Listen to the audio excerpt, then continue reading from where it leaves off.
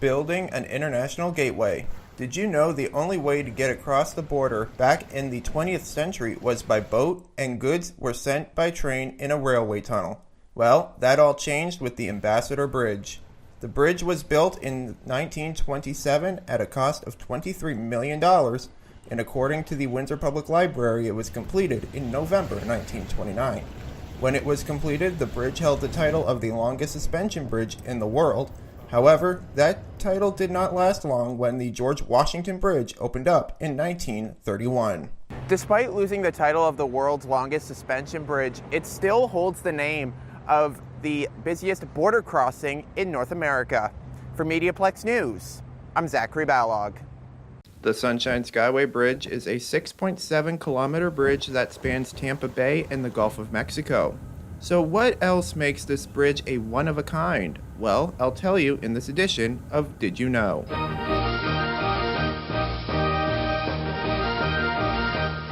The Sunshine Skyway Bridge, which connects the two cities of Bradenton and St. Petersburg, Florida, opened in 1971 and cost $25 million to build. To all stations, this is United States Coast Guard, St. Petersburg, Florida. The vessel, Summit Venture, 606 foot, has hit the Skyway Bridge. Any vessels in Tampa Bay area, Skyway vicinity, proceed and assist. There are reports of people in the water. In 1980, a freighter named MV Summit Venture struck the southbound span. The collision destroyed most of that span and caused 35 deaths. The new span, which you see right behind me, was built in 1984 and completed in 1987. The approaches to the old bridge were kept in place and turned into a state park referred to as the Skyway Fishing Pier State Park. This park consists of both piers on the north and south side of Tampa Bay and is extensively used by fishermen. The more you know. For Mediaplex News, I'm Zachary Balog. It's one of the biggest infrastructure projects of the 21st century, a project that will forever change the landscape of not one, but two nations. So, how did this all start? I'll tell you in this edition of Did You Know?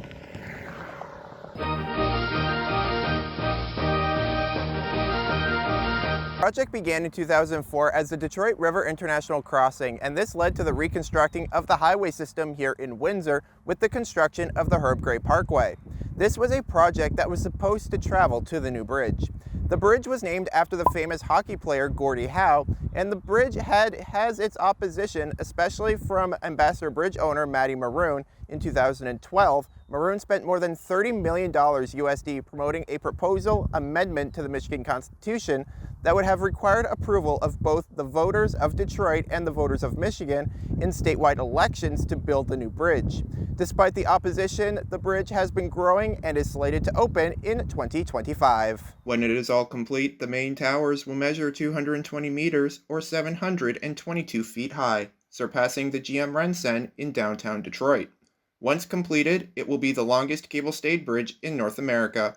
The more you know. For Mediaplex News, I'm Zachary Balog.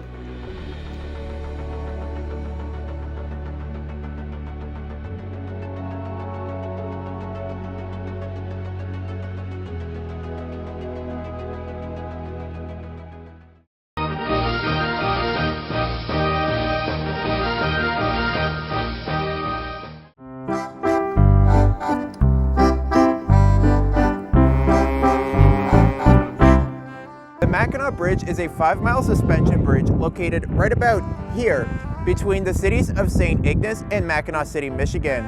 According to MackinacBridge.org, the idea for a crossing came when a proposed ferry service failed, and it wasn't until the Brooklyn Bridge was built that the hopes of constructing a bridge across the straits came alive.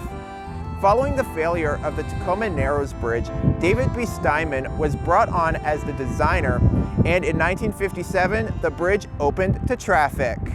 Now, it was considered the longest suspension bridge in the world until the opening of the Akashikikyo Bridge in Japan in 1998, though it is still considered the longest suspension bridge in the Western Hemisphere. All right, Chelsea's getting ahead of us. Every Labor Day, the bridge is open to pedestrians for the annual Mackinac Bridge Walk. The walk is usually led by the governor of Michigan for the first trip. According to MackinawCity.com, in an average year, 40,000 to 65,000 people participate in the 5-mile hike. In St. Louis, Michigan, visitors get to see a smaller version of the bridge. Though built on private property, it is still available for the public to view and take pictures and video. For the Mediaplex, I'm Zachary Ballog.